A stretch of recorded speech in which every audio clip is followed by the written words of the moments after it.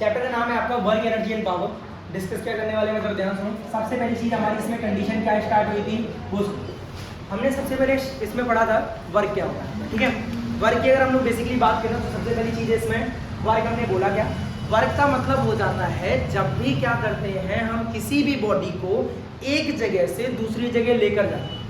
जब भी हम किसी भी बॉडी को एक जगह से दूसरी जगह लेकर जाते हैं तो उसमें हमें जितना भी काम करना पड़ता है, जितना भी हमें फोर्स लगाना पड़ता है, वही फोर्स आपका कुछ डिस्टेंस के साथ मिलाकर क्या बनाता है, वर्क बनाता है। यहाँ पर बेसिकली जो वर्क है आपका, वर्क का जो फॉर्मूला है वो क्या हो जाता है, फोर्स इनटू में डिस्प्लेसमेंट। क्या हो जाता है, फोर्स इनटू में displacement. Basically work is the product of force and displacement in the direction of force.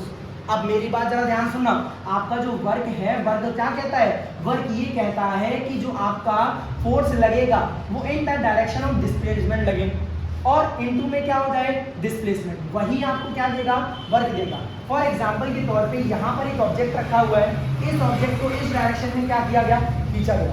खींचने के बाद क्या किया गया, इस डिस्प्लेसमेंट को यहाँ से यहाँ तक ले आया गया, यहाँ से यहाँ तक ले आए हम, एक्स डिस्प्लेसमेंट की कुछ हमने और फोर्स लगाया कुछ हमने एफ। तो यहाँ पर ये ऑब्जेक्ट का जो वर्क निकलेगा वो कितना निकलेगा, एफ इंटू में एक्स हो जाएगा। तो फॉर्मूला क्या हो गया इसका, W is equal F into में एक्स हो जाएगा। ठीक है, अब अगर मैं बात करूँ जब क्या किया जाता है, चलो हमने मान लिया वर्क जो है आपका वो प्रोडक्ट होता है फोर्स और डिस्प्लेसमेंट का। अगली कंडीशन ये हो जाती है कि जो वर्क है, वर्क की जो यूनिट है, पावर है, मतलब कि जो इनकी सारी चीजें हैं वो बात कर लें। सबसे पहले इसकी एसआई है।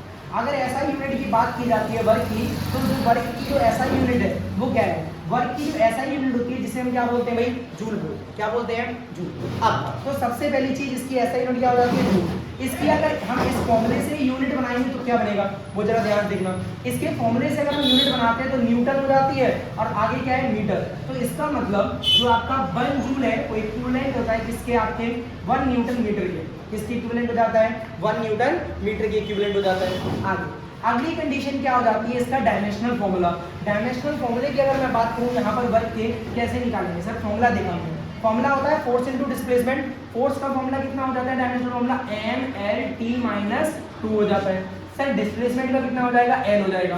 दोनों को कंबाइन करेंगे तो कितना हो जाएगा, mL2T-2। कितना हो जाएगा, mL2T-2। तो ये क्या हो जाता है आपका वर्क का, क्या हो जाता है आपका डायमेंशनल फॉर्मूला हो जाता है। ठीक है, अगली कंडीशन की अगर हम बात करें वो जरा ध्यान सभी लोग सुनेंगे। ठीक है, अगली कंडीशन आपकी इसमें हो जाती है वर्क के बाद, अगर ये तो था आपका क्या वर्क था जो हम लोग किस पे लगा रहे थे, बेसिकली आपका जो नॉर्मल एक फोर्स था उसमें कुछ एंगल नहीं था, लेकिन अगर हम इसी वर्क पे कुछ एंगल लगा देंगे, कुछ एंगल पे फोर्स लगाया जाएगा तो क्या होगा वो जरा देखते हैं। ठीक है, सबसे पहले यहाँ पर बॉडी है, बॉडी में अभी हम फोर्स सीधा लगा रहे थे, अब हम फोर्स कुछ एंगल पे लगाएंगे। कुछ एंगल हमने थीटा मान लिया, कितना मान लिया, कुछ एंगल हमने कितना मान लिया, थीटा। अब हम थीटा एंगल पे कुछ फोर्स एफ लगा रहे हैं। क्या लगा रहे हैं, थीटा एंगल पे कुछ फोर्स एफ लगा रहे हैं। तो क्या होगा, याद रखना जब भी किसी भी फोर्स को कुछ एंगल पे लगाया जाता है तो यहाँ पर क्या हो जाता है, उसके कंपोनेंट होते हैं। कंपोनेंट क्या हो जाएगा, एफ कॉस थीटा। क्या हो जाएगा, एफ कॉस थीटा। और यहाँ पर जो डिस्प्लेसमेंट मिली है वो क्या मिल गई, सपोज एस मिल गई। क्या मिल गई, एस। तो इस कंडीशन में जो वर्क निकाला जाएगा वो कैसे निकलेगा, आपका फॉर्मूला क्या हो जाएगा उसका, जिसे हम लोग क्या बोलेंगे आपका एफ और इनटू में क्या हो जाता था आपका एस, लेकिन जो फोर्स लग रहा है आगे वो कितना लग रहा है, एफ कॉस थीटा इनटू में एस। तो यहाँ से जो वर्क का फॉर्मूला बना वो क्या बना आपका, एफ एस कॉस थीटा। क्या बना, एफ एस कॉस थीटा। कब, जब आपका जो फोर्स है कुछ एंगल पे लगाया जा रहा है, उस कंडीशन में जो आपका वर्क का फॉर्मूला हो जाता है वो क्या हो जाता है, एफ एस कॉस थीटा हो जाता है। आगे की अगर मैं बात करूं यहाँ पर, तो आपका जो यहाँ पर है ये कॉस थीटा की फॉर्म में लिखा है। भाई सभी को पता है जब हमारा क्या आता है, कोई दो क्वांटिटीज कॉस थीटा के टर्म में आती है तो इसका मतलब क्या होता है कि वो आपका डॉट प्रोडक्ट है। इसका मतलब जो आपका यहाँ जो आपका वर्क है वो डॉट प्रोडक्ट होता है किसका, आपका फोर्स और डिस्प्लेसमेंट का। तो सर इसका मतलब तो ये हुआ कि यहाँ पर जो वर्क है वो कैसी क्वांटिटी होगी आपकी, स्केलर क्वांटिटी। तो याद रखना वर्क आपकी कैसी क्वांटिटी हो जाती है, स्केलर क्वांटिटी हो जाती है। किस क्वांटिटी हो जाती है, स्केलर क्वांटिटी हो जाती है। ठीक है, ये बात क्लियर है। तो फिर दोबारा से स्टार्टिंग कहाँ से की हमने, वर्क से की। वर्क क्या है, it is the product of force and displacement. Sir इसका जो फॉर्मूला है इसका क्या हो जाएगा, W is equal F into x हो जाएगा। एक्स यहाँ डिस्प्लेसमेंट है, इसकी यूनिट क्या हो जाएगी, जूल हो जाएगी। इसकी जो दूसरी यूनिट है 1 जूल इक्वल किसकी होगी आपके, 1 न्यूटन मीटर के इक्वल होगी। आगे जो आपका वर्क है उसका डायमेंशनल फॉर्मूला क्या होगा, ML2T-2 हो जाएगा। आगे अगर किसी वर्क को कुछ मतलब कि कुछ फोर्स लगाया जा रहा है कुछ एंगल पे, तो वर्क क्या होगा आपका, तो वहां पर फॉर्मूला क्या हो जाता है, W = F cos theta × S हो जाता है। तो यहाँ पर क्या मतलब कि जो आपका फोर्स है वो कंपोनेंट में टूटेगा, आगे वाला जो कंपोनेंट हो जाएगा वो Fs cos थीटा हो जाता है, और ऊपर वाला कंपोनेंट क्या हो जाता है आपका F sin थीटा हो जाता है। ऊपर वाला कंपोनेंट F sin थीटा हो गया और नीचे वाला कंपोनेंट F cos थीटा हो जाता है। आगे आगे हमने देखा, वो जरा ध्यान सुनना, अगली कंडीशन यहाँ पर क्या हो जाती है, ये हमारा वर्क आया। अब चलो सर ये हमने मान लिया ऐसे वर्क हो जाएगा। अब आगे की कंडीशन क्या है कि अगर हमने किसी भी बॉक्स को कुछ एंगल पे रख दिया, सर इसकी न्यूमेरिकल्स कैसे करेंगे वो बात करेंगे, ठीक है। ध्यान से यहाँ पर हमारे पास क्या है, सपोज हमने मान लिया ये आपका एक बॉक्स दिया गया है, इस बॉक्स को इस सरफेस पे रखा गया है और इस पे जो फोर्स है वो इस तरीके से लगाया जा रहा है ऊपर की तरफ। क्या लगाया जा रहा है, फोर्स को कहाँ लगाया जा रहा है, ऊपर की तरफ लगाया जा रहा है। फोर्स आपका दिया गया है कितना, 100 न्यूटन का। कितना दिया गया है, 100 न्यूटन का। आगे आगे हमने क्या किया, इस पे जो आगे की तरफ जो हमने क्या लगा रखा है, इस पे जो फोर्स लगा रखा है आपका वो आपको पता करना है वो कितना हो। अब डिस्प्लेसमेंट जो इसने की है वो 10 मीटर की डिस्प्लेसमेंट तय की है, यहाँ से लेकर वो यहाँ तक क्या हुआ है, बॉक्स पहुंच गया है। तो आपको इस पे क्या फाइंड करना है, वर्क डन फाइंड करना है। जब इस पे जो एंगल दिया गया हो, एंगल कितना दिया गया है आपका, एंगल दिया गया है आपको यहाँ पर 60, कितना दिया गया है, 60 डिग्री दिया गया है। अब आपको वर्क डन कैलकुलेट करना है ड्यू टू द किसकी फोर्स की वजह से आपको कैलकुलेट करना है यहाँ पर एक्सटर्नल फोर्स। तो एक्सटर्नल फोर्स की वजह से आपको वर्क डन फाइंड करना है। कैसे करेंगे वो जरा ध्यान रखना। सबसे पहली चीज हम लोग क्या करेंगे यहाँ पर, वो जरा ध्यान देखना। यहाँ पर हमने लगाया जो दिया गया है थीटा इज इक्वल कितना है, 60 डिग्री है। आपका यहाँ पर जो डिस्प्लेसमेंट है वो कितनी दी गई है, यहाँ पर आपको s की वैल्यू कितनी दी गई है, 10 मीटर दी गई है। आगे आगे क्या दिया गया है, जो फोर्स दिया गया है वो कितना दिया गया है, 100 न्यूटन का दिया गया है। आगे आपको निकालना क्या है, वर्क डन। तो वर्क डन का सर फॉर्मूला कितना हो जाता है आपका, F cos थीटा हो जाता है। सर F की वैल्यू कितनी है, 100 है। S की वैल्यू कितनी है आपकी, 10 है। आपकी cos थीटा मतलब cos 60 है। अब cos 60 कितना होता है, 1/2 होता है। तो इधर आ गया 1000, इधर आ गया 1/2। सॉल्व करेंगे तो कितना आ जाएगा, यहाँ पर आपका 500 आ जाएगा। क्या आ जाएगा, 500। ठीक है, तो यहाँ पर आपका आंसर कितना आया, 500 जूल। सर ये तो सिंपल क्वेश्चन था, आप थोड़े अच्छे पे आ जाते हैं। जैसे कि जब आपका वर्क कैलकुलेट करना है इन वेक्टर फॉर्म, जब आपको ये जो वर्क देना है, वर्क जो दिया जा रहा है आपको, वो आपको अगर इसकी जो वैल्यूज है वो वेक्टर के फॉर्म में दी गई है तो कैसे निकालेंगे, वो जरा ध्यान रखना। यहाँ पर हमने क्या बोला, आपको जो वर्क कैलकुलेट करना है, यहाँ पर पहला क्वेश्चन यही है, वर्क कैलकुलेट करना है। जब आपको जो फोर्स के जो कंपोनेंट दिए गए हैं वो ये दिया गया 5, यहाँ पर क्या हो रहा है, 5 क्या दिया गया है आपको, 5i cap plus 3j cap minus 2k cap, और आपको जो डिस्प्लेसमेंट का दिया गया वो x कैप इज इक्वल कितना है आपका 2i कैप माइनस का 1k कैप मतलब k कैप, ये दिया गया। अब आपको वर्क डन निकालना है। अब इस क्वेश्चन में कैसे वर्क डन निकालेंगे वो जरा ध्यान से देखना है, ठीक है। यहाँ पर जब वर्क डन निकालना होता है, आपको पता है जो वर्क डन है वो डॉट प्रोडक्ट होता है किस चीज का, आपका फोर्स और डिस्प्लेसमेंट का। हमने देखा फोर्स कितना है, 5i cap plus 3j cap minus का 2k कैप, और दूसरी चीज जो दी गई है यहाँ पर जो डिस्प्लेसमेंट है वो कितनी है, 2i cap minus k cap. इन दोनों का मल्टीप्लाई, आपको पता है i का मल्टीप्लाई i के साथ, j का मल्टीप्लाई j के साथ, और k का मल्टीप्लाई k के साथ। करते हैं भाई, i का मल्टीप्लाई i के साथ मतलब 5 2 10, j का मल्टीप्लाई j सर j है ही नहीं तो इसका मतलब 0 हो जाएगा, k का मल्टीप्लाई k के साथ माइनस माइनस प्लस का 2 हो जाएगा। इन दोनों को ऐड करेंगे कितना हो गया 12, तो आंसर कितना आ गया आपका 12, कितना आ गया 12। ठीक है, तो इस तरीके से हम लोग क्या करते हैं भाई, क्वेश्चन करते हैं आगे। तो ये था आपके वर्क के सिंपल क्वेश्चंस। अब आ जाते हैं जब क्या किया जाएगा, वर्क को करेंगे हम लोग, वर्क को कैलकुलेट करेंगे। जब ऑब्जेक्ट को कहाँ रखा जाएगा, एक स्लैंट पे रखेंगे हम तब। जो स्लैंट पे रखते हैं तब देखते हैं किस तरीके से क्वेश्चन को किया जाता है। भाई नोट डाउन सभी लोग साथ में करते जाएं, ठीक है। बताइए वो न्यूटन मीटर आप लोग चाहो तो लगा सकते हो, वैसे कि हम लोग ज्यादातर हम लोग जूल का ही यूज करते हैं। क्या करते हैं, जूल का ही हम लोग क्या करते हैं, यूज करते हैं। आप जरा ध्यान सुनना सभी लोग, ठीक है। हाँ बताओ, नहीं होगा बिल्कुल भी सेम है। आप जरा मेरी बात ध्यान सुनेंगे सभी लोग, क्या हो जाएगी यहाँ पर, ठीक है।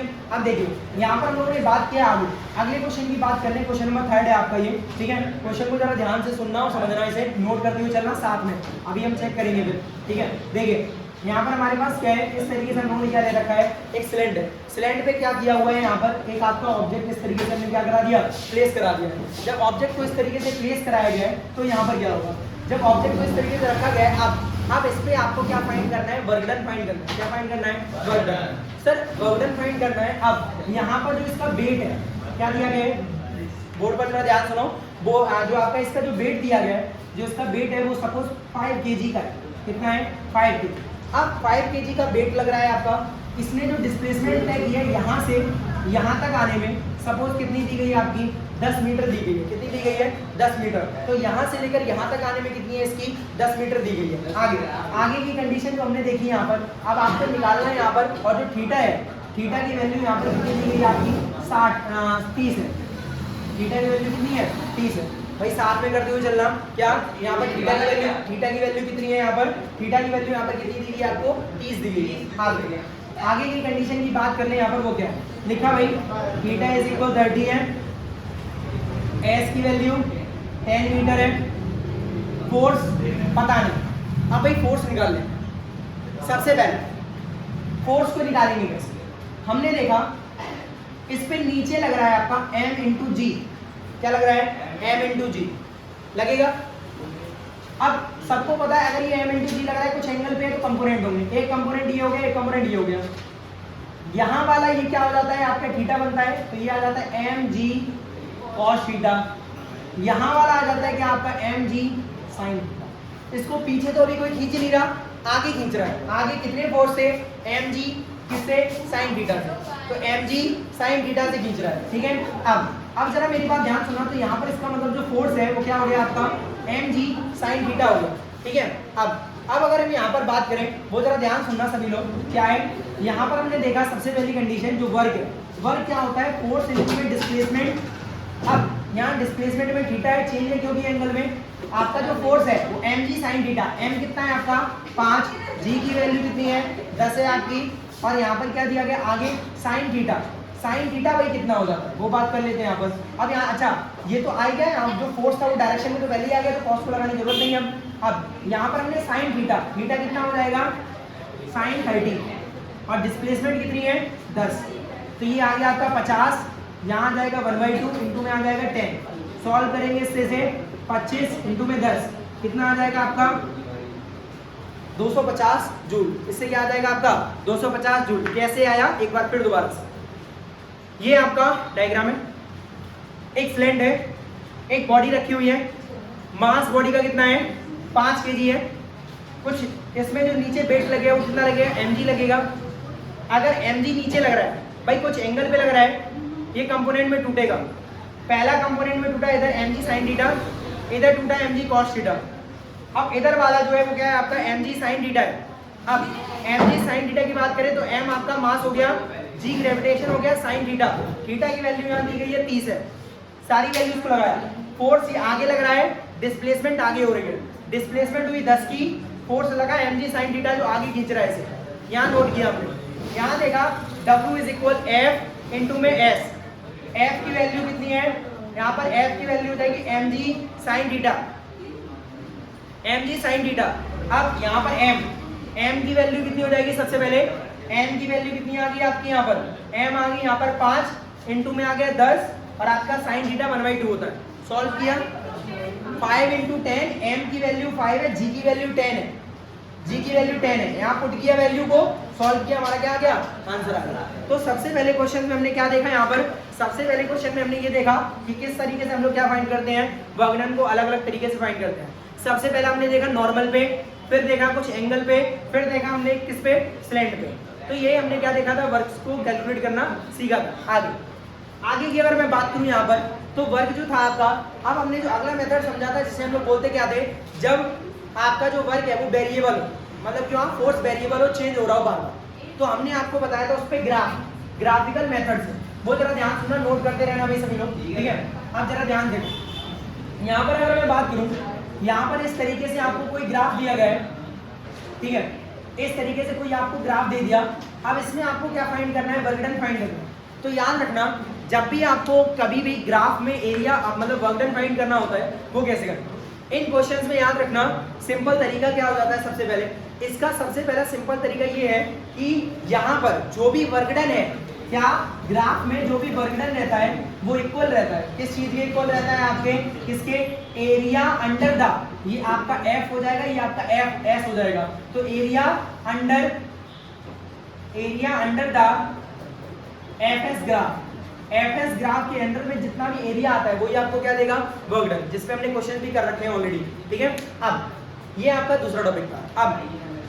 अब अगर हम बात करें, ये था आपका पूरा वर्क का टॉपिक, एक बार फिर दोबारा से रिकैप, वर्क की शुरुआत, व्हाट इज वर्क, फिर वर्क का generalise formula, it is the product of force and displacement, उसके बाद इसकी यूनिट क्या होती है, उसके बाद इसका डायमेंशनल फॉर्मूला क्या होता है, डायमेंशनल फॉर्मूले के बाद ये आपकी स्केलर क्वांटिटी होती है, उसके बाद अगर हम कुछ फोर्स लगा रहे हैं कुछ एंगल पे तो कैसे निकालेंगे, तो वहाँ फॉर्मूला क्या, एफ एस कॉस थीटा आया, कॉस थीटा क्यों आया उसका रीजन समझा हमने, उसके रीजन के बाद हमने उस पर दो न्यूमेरिकल किए, दो न्यूमेरिकल के बाद अब कुछ उसे स्लैंड पे रखा जाएगा, जब उसे कुछ स्लैंड पे रखेंगे तो किस तरीके से सॉल्यूशन होगा वो हमने देखा, उसे देखने के बाद जब आपका फोर्स वेरिएबल हो जाए, वेरिएबल होने पे हम लोग उसका किस तरीके से कैलकुलेट करेंगे वो देखा, जब आपका वेरिएबल फोर्स की कंडीशन आ जाती है तो उसमें हम लोग कैलकुलेट कैसे करते हैं वो हमने देखा, तो वो कैसे करेंगे हम लोग उसमें जो भी आपका वर्क डन है वो क्या किसके इक्वल होता है, area under the FS graph, FS graph की क्या हो जाता है, इक्वल हो जाता है।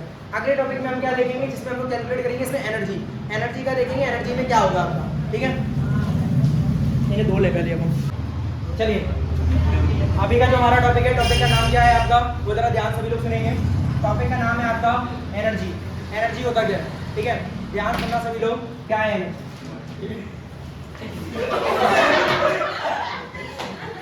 देखिए देखो क्या है टॉपिक, टॉपिक का नाम क्या है वो जरा ध्यान सुनेंगे सभी लोग, क्या है भाई हमारा टॉपिक, टॉपिक है एनर्जी। याद रखो एनर्जी हम बोलते किसे, एनर्जी का मतलब हो जाता है कि जब भी क्या किया जाता है, कोई भी वर्क किया जाता है, कोई भी काम किया जाता है, वही काम आपका स्टोर हो जाता है in the form of energy. क्या है आपका, ये जो भी काम किया जाता है किसी भी ऑब्जेक्ट के ऊपर, वही काम आपका क्या हो जाता है, स्टोर हो जाता है in the form of energy. तो एनर्जी के फॉर्म में जो भी काम आपका क्या हो जाता है, स्टोर होता है, या वर्क के फॉर्म में जो भी काम आपका स्टोर होता है उसी को हम क्या बोलते हैं, एनर्जी बोलते हैं। अब याद रखना, always the work is equivalent to the energy, जो भी आपका वर्क है वो इक्विवेलेंट होगा किस चीज के, एनर्जी के, किसके इक्विवेलेंट होगा, एनर्जी। तो याद रखना एनर्जी जो है, मेरी बात सुनो, एनर्जी जो है, एनर्जी का सबसे पहली बात कर लेते हैं, एनर्जी एक स्केलर क्वांटिटी है, कैसी क्वांटिटी है, स्केलर। अगला एनर्जी जो है इसका जो डायमेंशनल फॉर्मूला है वो होता है mL2T-2, क्या होता है, mL2T-2। एनर्जी जो है इसकी जो ऐसा यूनिट होती है, एनर्जी की जो ऐसा यूनिट होती है उसे हम लोग क्या बोल देते हैं, जूल। आगे एनर्जी की जो सीजीएस यूनिट होती है उसे क्या बोलते हैं, एनर्जी की जो सीजीएस यूनिट होती है उसे बोलते हैं अर्ग, क्या बोलते हैं, अर्ग। अगला एनर्जी जो होती है, एनर्जी की जो एक और यूनिट है जिसे हम लोग बोलते हैं इलेक्ट्रॉन वोल्ट, क्या बोलते हैं, इलेक्ट्रॉन वोल्ट। याद रखना 1 इलेक्ट्रॉन वोल्ट के अंदर कितने होते हैं, जूल, 1.6 × 10⁻⁻19 जूल, क्या होते हैं, 1 इलेक्ट्रॉन वोल्ट के अंदर कितनी जूल एनर्जी होती है, 1.6 × 10⁻⁻19 joule energy are present in 1 electron volt. एक इलेक्ट्रॉन वोल्ट के अंदर इतनी जूल एनर्जी क्या होती है, प्रेजेंट रहती है। अब ये था सबसे पहले आपका बेसिक एनर्जी का पार्ट। अब बात कर लेते हैं एनर्जी के टाइप। सबसे पहले अगर यहाँ पर बात करी जाए एनर्जी की, तो एनर्जी में जो सबसे पहली कंडीशन आ जाती है जिसे हम बोलते क्या है, मतलब ध्यान सुनना, पहली कंडीशन आ जाती है यहाँ पर एनर्जी के टाइप। एनर्जी के बेसिकली 3 टाइप, कितने टाइप है, 3। पहला टाइप पे बात कर लेते हैं जिसे हम लोग बोलते क्या है, वो जरा ध्यान सुनेंगे सभी लोग। पहला जो टाइप है जिसे बोला जाता है आपकी काइनेटिक एनर्जी, दूसरा टाइप होता है जिसे हम बोलते हैं मैकेनिकल एनर्जी, और तीसरा होता है जिसे हम बोलते हैं पोटेंशियल एनर्जी। भाई मैकेनिकल लास्ट में भी लिख सकते हैं, कोई लोड नहीं है, जो भी आ गया हमने बोल दिया, ठीक है। अब पहली चीज की अगर हम बात करें यहाँ पर जिसे बोला जाता है काइनेटिक एनर्जी, ये काइनेटिक एनर्जी होता क्या है, ध्यान सुने भाई सभी लोग। काइनेटिक एनर्जी ऐसी एनर्जी को बोलते हैं जब भी कोई ऑब्जेक्ट को क्या किया जाता है, मोशन में लाया जाता है, तो उस मोशन में आने की वजह से उस ऑब्जेक्ट के पास जो भी एनर्जी है, उस एनर्जी को ही हम क्या बोलते हैं, काइनेटिक एनर्जी बोलते हैं। काइनेटिक एनर्जी क्या है आपका, kinetic energy is the energy possessed by the moving object. जैसे कि अभी मेरा हाथ है, हाथ क्या होगा, अभी रेस्ट में, अभी सपोज दैट ये हाथ अगर मोशन में आ गया, किसी के लगा जाता है, तो वो किस में होगा, उसके पास कौन सी एनर्जी होगी, काइनेटिक एनर्जी, जो जल्दी किसी के होने वाली है। ठीक है, अब जरा ध्यान सुनना, तो काइनेटिक एनर्जी हमने क्या बताया, काइनेटिक एनर्जी कौन सी एनर्जी है, जो किसी भी पार्टिकल या बॉडी के पास मोशन में आने की वजह से क्रिएट होती है, उस एनर्जी को क्या बोलेंगे हम, काइनेटिक, क्या बोलेंगे, काइनेटिक एनर्जी। अब काइनेटिक एनर्जी के बाद अगली एनर्जी आ जाती है जिसे बोला जाता है पोटेंशियल एनर्जी। क्या बोला जाता है, पोटेंशियल एनर्जी। अभी इनके डेरिवेशन की बात करेंगे हम, लोड नहीं लेना। क्या बात की हमने, पोटेंशियल एनर्जी। पोटेंशियल एनर्जी की अगर बात करी जाए यहाँ होती क्या है, मेरी बात जरा ध्यान सुनना, पोटेंशियल एनर्जी की अगर बात करी जाए तो पोटेंशियल एनर्जी होती क्या है, वो जरा ध्यान सुनो। पोटेंशियल एनर्जी आपकी एक ऐसी एनर्जी होती है जो आपके किसी भी ऑब्जेक्ट के कुछ हाइट पे आने की वजह से क्रिएट होती है। The energy produced when an object is put on a some height, जब किसी भी ऑब्जेक्ट को कुछ हाइट पे रख दिया जाता है तो उसके पास तब जो एनर्जी होती है उस एनर्जी को क्या बोलेंगे हम, पोटेंशियल एनर्जी। फॉर एग्जांपल ये चीज है, मार्कर है, कुछ हाइट पे ले आए लेकिन मोशन में नहीं है, तो इसके पास अभी जो एनर्जी है उस एनर्जी को क्या बोलेंगे, पोटेंशियल एनर्जी। तो इसके पास अभी जो एनर्जी है वो क्या है, पोटेंशियल एनर्जी। अब तो पोटेंशियल एनर्जी कब क्रिएट होती है, जब कोई ऑब्जेक्ट को कहाँ रखा जाता है, कुछ हाइट पे रखा जाता है तब। आगे की बात करूं जिसे हम लोग बोलते हैं क्या है, काइनेटिक, पोटेंशियल। पोटेंशियल की बात आता है मैकेनिकल। मैकेनिकल एनर्जी एक ऐसी एनर्जी होती है जब कोई ऑब्जेक्ट आपका मोशन में भी हो और कुछ हाइट पे भी हो। जब कोई भी ऑब्जेक्ट आपका मोशन में भी होता है और कुछ हाइट पे भी होता है तो उसके पास जब जो एनर्जी होती है उस एनर्जी को हम क्या बोलते हैं, आपकी मैकेनिकल एनर्जी। तो मैकेनिकल एनर्जी में ऑब्जेक्ट क्या होता है, आपका मोशन में भी होता है और कुछ हाइट पे भी होता है। ठीक है, आगे अब बात कर लेते हैं इनकी डेरिवेशन पे और स्टार्टिंग से बात जान लेते हैं। सबसे पहले kinetic energy is denoted by के। काइनेटिक एनर्जी को डिनोट किया जाता है किससे, के से डिनोट किया जाता है। किससे डिनोट किया जाता है, के से। अब अगर मैं बात करूं यहाँ पर जो काइनेटिक एनर्जी है जिसे हम बोलते हैं के बोलते हैं, अब इसका डेरिवेशन करेंगे कैसे। अभी यहाँ से किसी को भी एक को उठाएंगे और यहाँ पर करा कर देखेंगे। ठीक है, अब जरा मेरी बात ध्यान सुनना। ठीक, पहली चीज जो आ जाती है जिसे हम लोग बोलते क्या है, जिसका नाम है आपका काइनेटिक एनर्जी। काइनेटिक एनर्जी एक ऐसी एनर्जी है जो एक मूविंग ऑब्जेक्ट के मोशन में आने की वजह से हुई है। डेरिवेशन स्टार्ट करते हैं, होता क्या है, चलो भाई पहले बता देते हैं। जो हमें प्रूफ करना है वो है K is equal half m v square. आपको अगर याद हो तो हमने इसे दो तरीके से करा रखा है कि नहीं है, इसकी आपकी वीडियो भी हम डाल चुके हैं पहले भी। ठीक है, क्या थी आपकी, जिसमें हमने प्रूफ कराया था K इज इक्वल कितना आ जाता है, हाफ एम बी स्क्वायर आ जाता है। कितना आ जाता है, हाफ एम बी स्क्वायर। अब अगर मैं यहाँ पर बात करूँ, जरा ध्यान सुनना, पहली डेरिवेशन करेंगे कैसे। हमने क्या किया, असम्पशन किया, यहाँ पर एक बॉडी है, बोर्ड पर देखना, यहाँ पर एक बॉडी है। सपोज हम एक कार लेकर आ रहे हैं, ठीक है, छोटी सी कार है, इसको लेकर चल रहे हैं। अब जरा मेरी बात ध्यान सुनना, यहाँ पर जब ये थी, इसके पास जो काइनेटिक एनर्जी थी, इनिशियल वैल्यू थी वो 0 है। इनिशियल वेलोसिटी कितनी है इसकी, 0। मास कुछ m है, कितना मास है, m। कुछ देर बाद इसने क्या किया, अपनी वेलोसिटी को चेंज करके कितना कर लिया, b कर लिया। मास तब भी m ही रहेगा। अब यहाँ सबसे पहले हम लोग क्या करते हैं वो जरा ध्यान रखो, याद रखो, आपकी जो भी वर्क डन है वही आपकी काइनेटिक एनर्जी है। आपका वर्क डन ही कन्वर्ट हो जाता है किसके अंदर, काइनेटिक एनर्जी के अंदर। तो सर इसका मतलब हम लोग को क्या वर्क डन कैलकुलेट करना है, बिल्कुल आपको क्या कैलकुलेट करना है, वर्क डन। तो वर्क डन का जो फॉर्मूला है, क्या आपने बोला, वर्क डन का जो फॉर्मूला है वो क्या है, वर्क डन का जो फॉर्मूला हो जाता है वो क्या है आपका, फोर्स इनटू में डिस्प्लेसमेंट। सर डिस्प्लेसमेंट यहाँ एस मान ली हमने, कितनी मान ली, एस। या हमने कुछ और भी मान सकते थे, कोई रोल नहीं, हमने एस मान लिया। अब सर फोर्स कहाँ से लाएंगे, फोर्स के लिए मास इनटू में एक्सेलरेशन लिया। अब बचा आपका क्या, केवल एक्सेलरेशन। तो एक्सेलरेशन कैसे निकालें, हमने यूज किया, यहाँ पर लिखेंगे using third equation of motion. क्या करेंगे यहाँ, थर्ड इक्वेशन ऑफ मोशन को क्या करेंगे हम लोग, यहाँ ऐड करेंगे। अब जरा ध्यान सुनना, using third equation of motion में होती क्या है, v square is equal u square plus 2as। यहाँ पर v स्क्वायर है, u की वैल्यू 0 है, 2as। अब यहाँ से हमने क्या किया, यहाँ से a की वैल्यू निकाली, तो 2s के आ गया अपॉन में, इस a की वैल्यू को उठाकर यहाँ पुट कर देंगे। w इज इक्वल, अब u इनिशियल वैल्यू शुरुआत में यहाँ 0 है, ये अगर यहाँ रखा हुआ है 0 है, मेरा हाथ यहाँ है 0 है, किसी के जब मारने जाऊंगा तो कुछ वेलोसिटी होगी, ये यहाँ भी 0 है, मैं इसको फेंकूंगा तो कुछ वेलोसिटी होगी।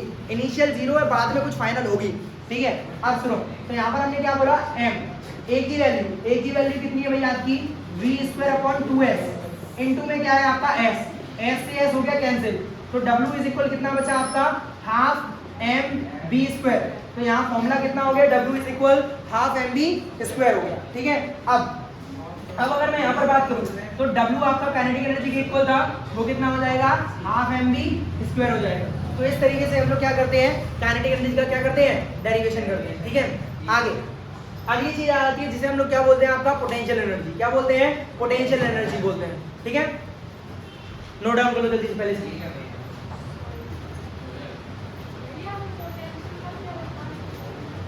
Mechanical energy. चले भाई आगे।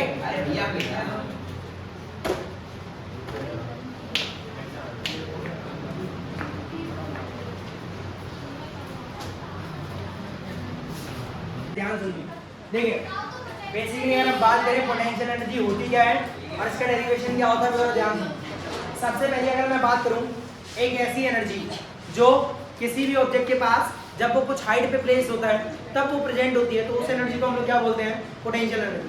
The energy which is present when an object is put on some height. जब किसी ऑब्जेक्ट को कुछ हाइट पे रख दिया जाता है तो उसके पास जो एनर्जी आ जाती है उस एनर्जी को हम लोग क्या बोल देते हैं, आपका पोटेंशियल एनर्जी बोलते हैं। ठीक है, आगे अब अगर बेसिकली बात करी जाए potential energy denoted by you.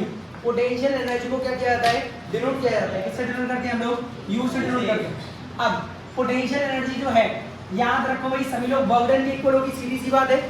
जो भी आपकी पोटेंशियल एनर्जी है वर्क डन के इक्वल होगी, क्योंकि हाँ सब एनर्जी वर्क डन के इक्वल रहती है। लेकिन मैकेनिकल को छोड़ के मैकेनिकल एनर्जी आपकी जो है वो क्या रहती है, वो भी वर्क डन के इक्वल है, लेकिन उस कंडीशन में जो आपका एक्चुअल में वर्क डन है वो आपका पोटेंशियल प्लस काइनेटिक हो जाता है।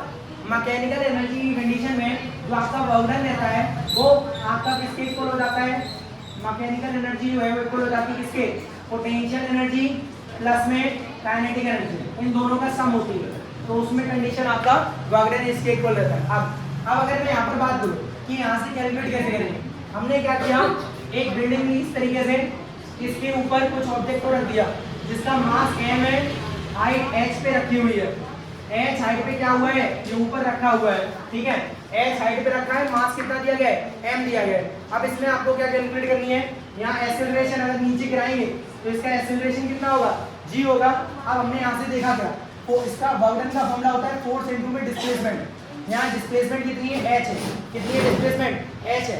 अब अगर मैं यहाँ से फाइंड करूँ फोर्स, फोर्स जो है आपका वो कितना लग रहा है, बेसिकली अगर फोर्स की बात करी जाए जो आपका जो फोर्स है वो क्या यहाँ पर हो जाएगा, मास इनटू में एक्सेलरेशन, मास m है, एक्सेलरेशन g है, हाइट h है, तो आपका जो u है वो किसके इक्वल हो गया, आपका mgh के इक्वल हो गया, किसके इक्वल हो गया, mgh। इसीलिए इसे बोला जाता है ग्रेविटेशनल पोटेंशियल एनर्जी। क्या बोला जाता है, ग्रेविटेशनल पोटेंशियल एनर्जी। तो ये आपका डेरिवेशन हो जाता है किसका, ग्रेविटेशनल पोटेंशियल एनर्जी का डेरिवेशन हो जाता है। ठीक है, इस चीज को याद रखना, u को डिनोट किया जाता है पोटेंशियल एनर्जी से, मतलब कि जो पोटेंशियल एनर्जी है वो सिंबल u जो है वो सिंबल होता है पोटेंशियल एनर्जी का। ठीक है, आगे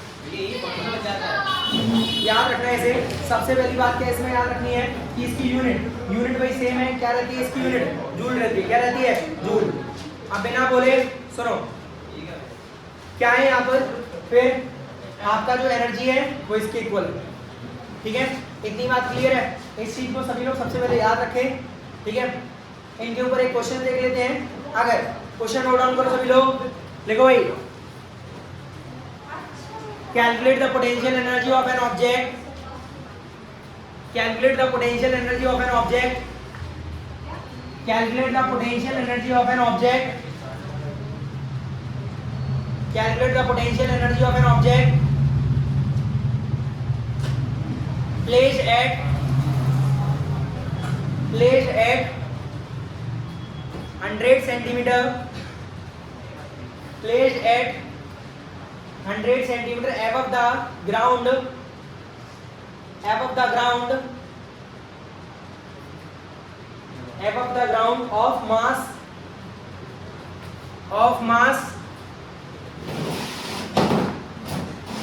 10 kg, ऑफ मास 10 kg। देखिए भाई मास दिया गया है 10 kg का, g की वैल्यू दी गई है कितनी होती है, 10 होती है मीटर पर सेकंड स्क्वायर। h दी गई है कितनी, हाइट कितनी बोली थी, 100 सेंटीमीटर को मीटर में चेंज करेंगे तो 1 मीटर हो जाएगा। तो लगाया u इज इक्वल कितना हो जाएगा M G H, M into G into H कितना हो जाएगा आपका 100 जूल। क्या तो गलती हो जाएगी, फिर गलत हो जाएगा। यहाँ मीटर में ले रहे हैं ना, यहाँ सेंटीमीटर में कर दो तो गलती हो जाएगी। ठीक है, अब याद रखना। तो इस तरीके से हम लोग क्या कर लेते हैं, पोटेंशियल एनर्जी के क्वेश्चन करते हैं। ठीक है, तो भाई हाँ, तो हाँ कोई दिक्कत नहीं, 9.8 लोगे तो उसके ऊपर आंसर आ जाएगा, 998 आ जाएगा आंसर आपका, जो उसका आया भी होगा। ठीक है, कोई दिक्कत नहीं, लोड लेने की बात नहीं है इसमें ज़्यादा। ठीक है, आप जरा ध्यान सुनना। अगली कंडीशन की अगर मैं इसमें बात करूँ वो क्या है, इन सभी चीज़ों को देखने के बाद अगला आ जाता है जिसे हम बोलते हैं पावर। क्या बोलते हैं भाई, पावर। तो बेसिकली पावर होता क्या है वो जरा ध्यान सुनो। देखिए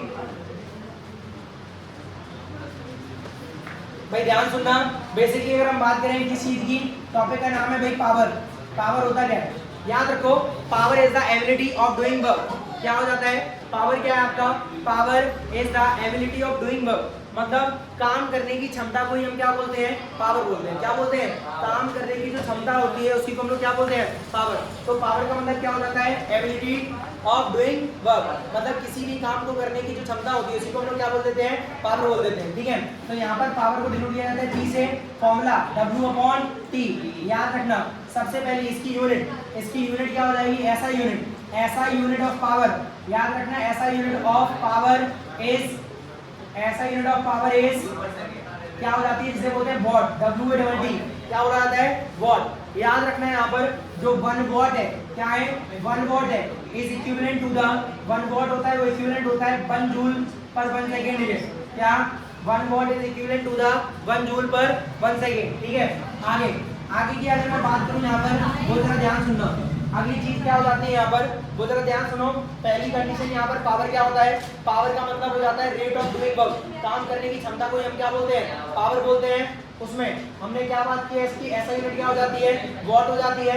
इसकी दूसरी यूनिट क्या हो जाती है, 1 watt is equal 1 joule upon 1 second, मतलब कितना हो जाता है, 1 जूल पर 1 सेकेंड हो जाता है। ठीक है, आगे अगली कंडीशन की अगर मैं यहाँ पर बात करूँ, जो बेसिकली पावर है, पावर को यहाँ पर किस तरीके से कैलकुलेट करेंगे, उसका डायमेंशनल फॉर्मूला क्या होगा। पहला dimensional formula of power, power का जो डायमेंशनल फॉर्मूला है वो क्या हो जाता है, याद रखो, पावर का जो डायमेंशनल फॉर्मूला है W/T होता है। W का हो जाता है mL2T-2 अपॉन में टाइम का T हो जाता है।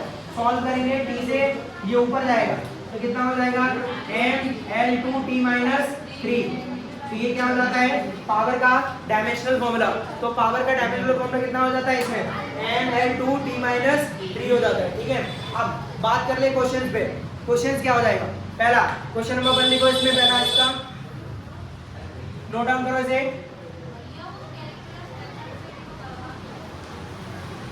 वो रखिए, ये करा देंगे, जल्दी नोट डाउन करो, लिखो वही क्वेश्चन। ठीक है, calculate the power if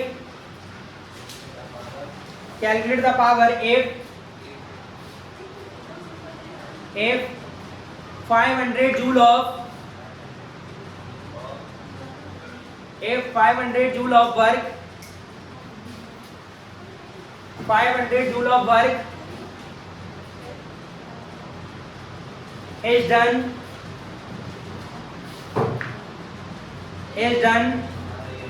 in 2 minutes. In 2 minutes.